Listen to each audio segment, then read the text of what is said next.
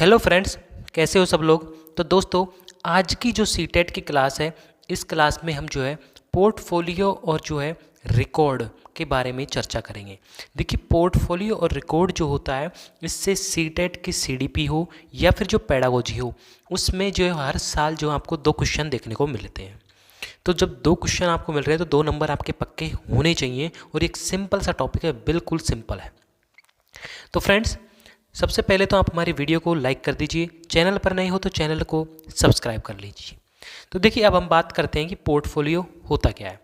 देखिए, पोर्टफोलियो जो होती है एक प्रकार की फाइल होती है। जैसे कि हम जो डॉक्यूमेंट रखते हैं, हमारे जो सारे डॉक्यूमेंट रखने की जो एक फ़ाइल होती है, उसी तरीके के बच्चों की भी एक फ़ाइल होती है जिसका नाम है पोर्टफोलियो। अब इसमें रखते क्या क्या है, जिसमें किसी व्यक्तिगत मतलब कि कोई बच्चा हो सकता है या बच्चे की एक निश्चित अवधि में किए गए कामों का संग्रह होता है, कलेक्शन होता है।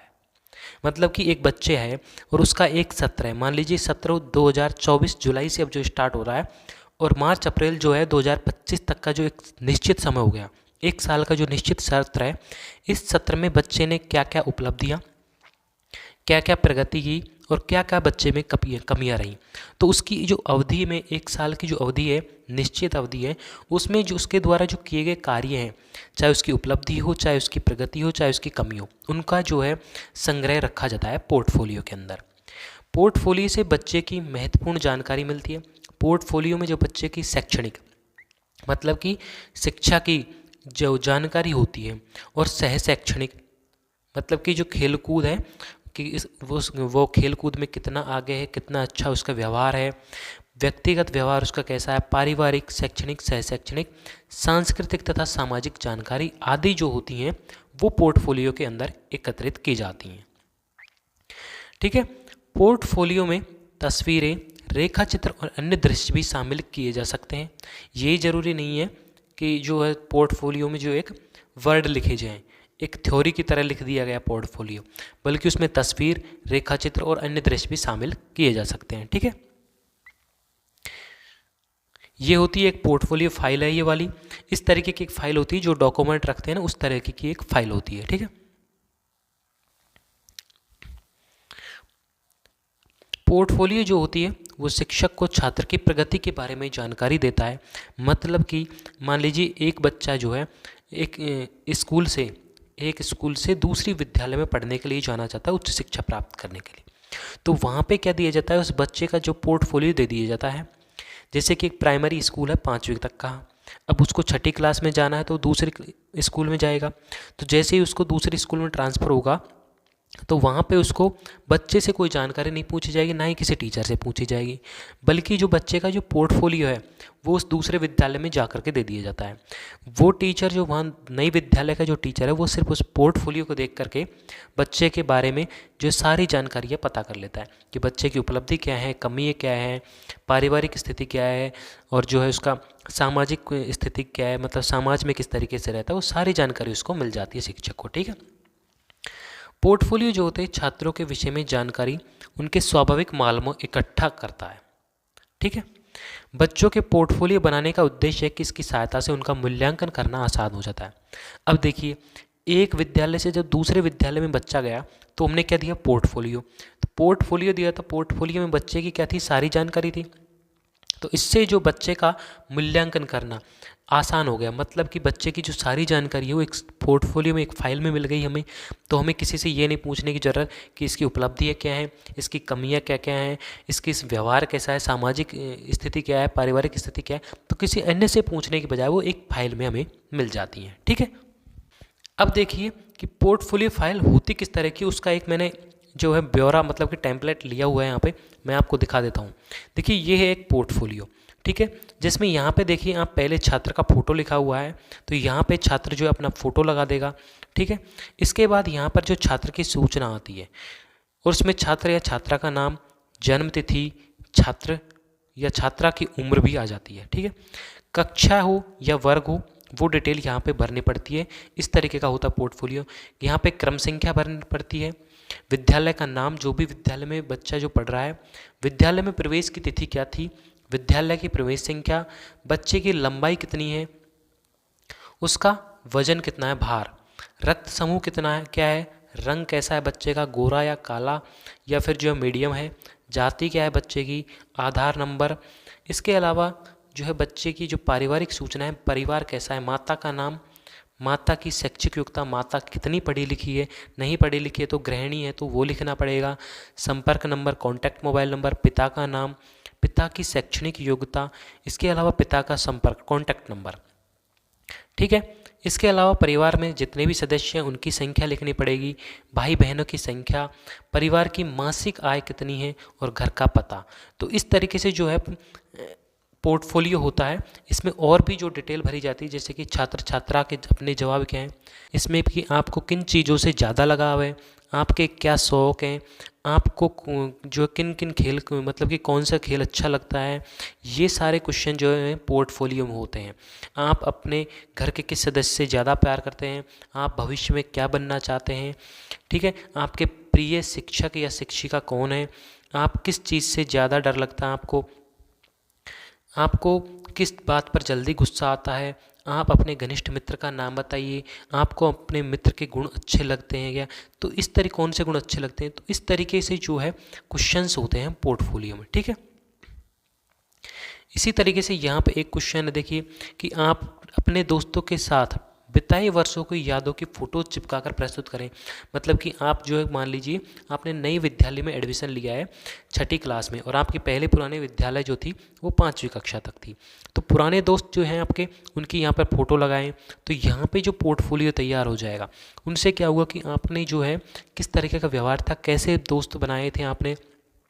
ठीक है, इसी तरीके से पोर्टफोलियो में क्वेश्चन होता है, आपने जिन कहानी के पुस्तकों को पढ़ी उनमें आपका मनपसंद पुस्तक कौन सा और क्यों है, तो उसके बारे में यहाँ पर डिटेल लिखनी पड़ती है पोर्टफोलियो में। ठीक है, इसके अलावा यहाँ पर छात्र छात्रा के प्रति शिक्षक शिक्षिका के राय में जो है क्या क्या है, विवाहिता है या फिर जो सहयोग की प्रवृत्ति है, रूढ़िबद्धता या इसमें जो सहवर्ता है, अनुच्छेद भवन है।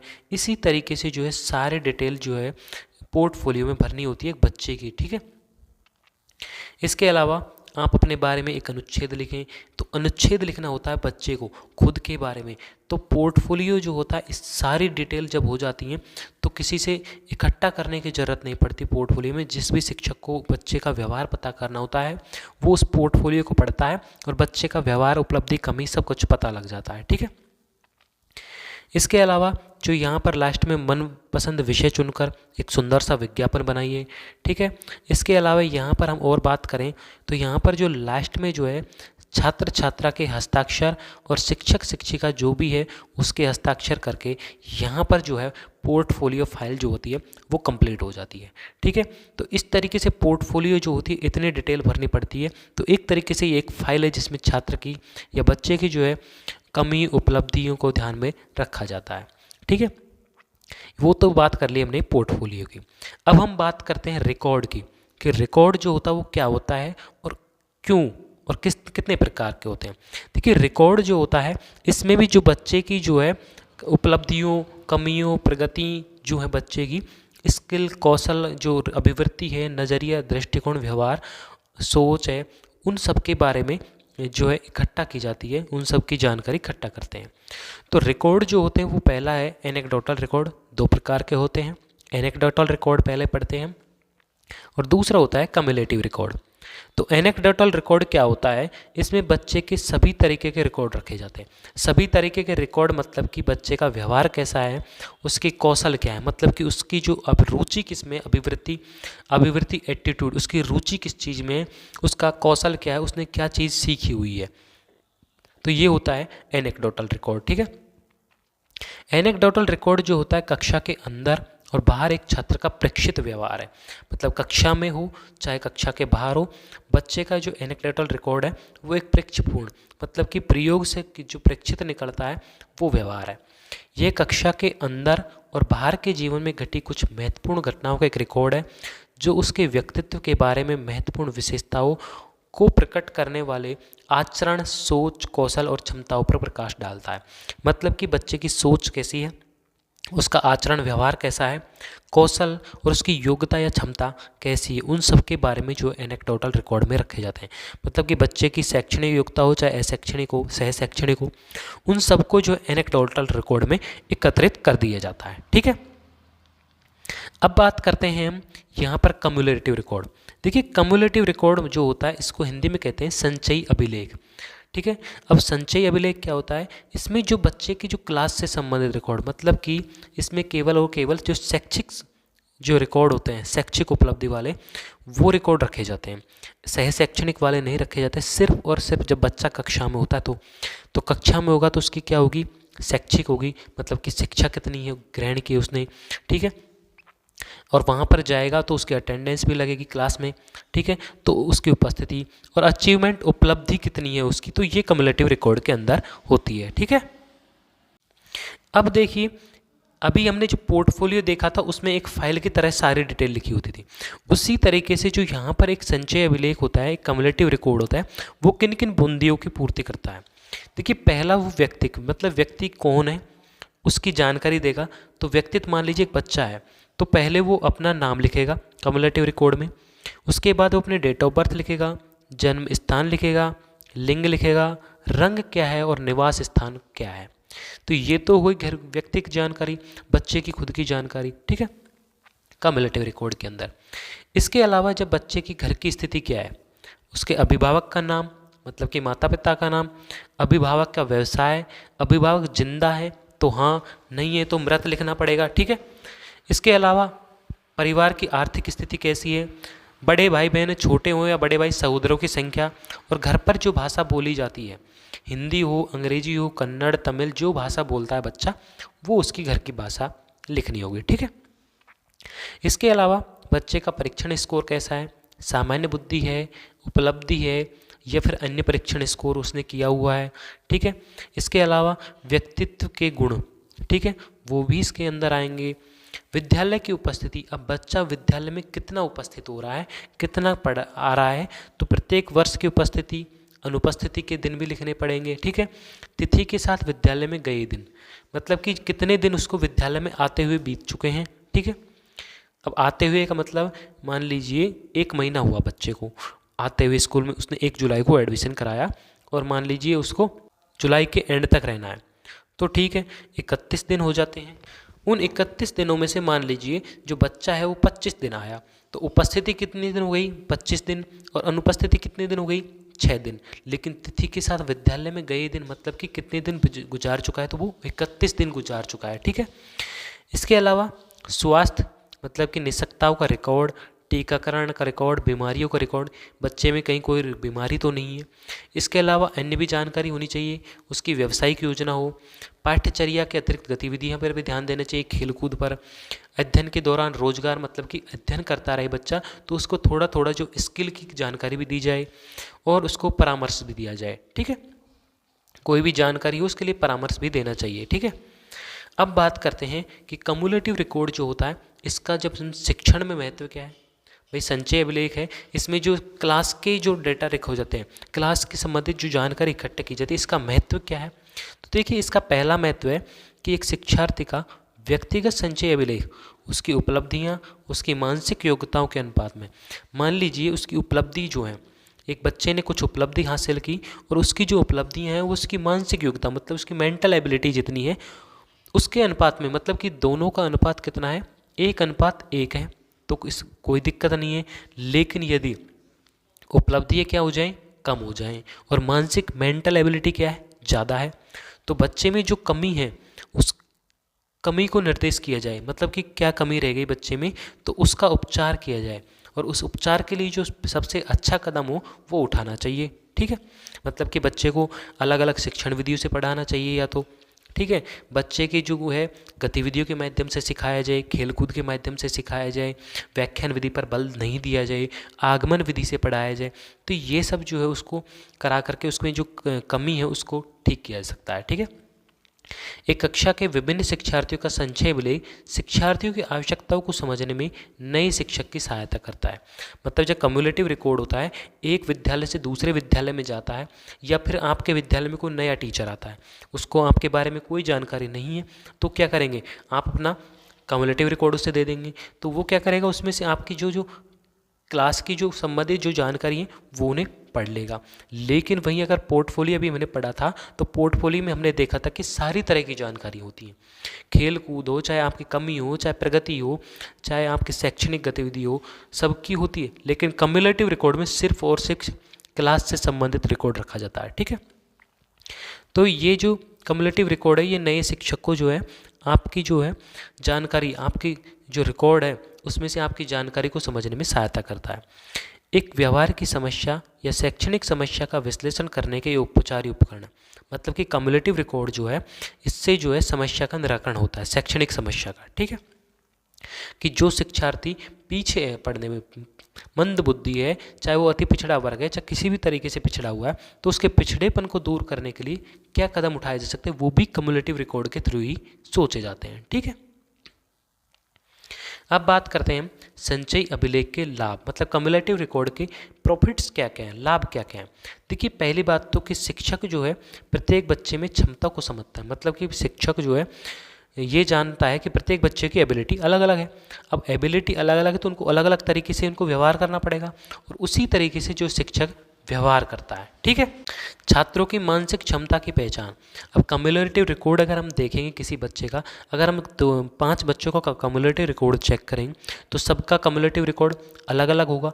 तो अलग अलग होगा तो उनकी मेंटल एबिलिटी भी पहचान होगी कि किसकी मेंटल एबिलिटी कितनी है, क्योंकि सबकी मेंटल एबिलिटी क्या होगी, अलग अलग होगी। ठीक है, अगर स्कूल में छात्रों के स्वास्थ्य और व्यक्तित्व को बेहतर बनाने के लिए उचित तरीके से बनाए रखा जा सकता है।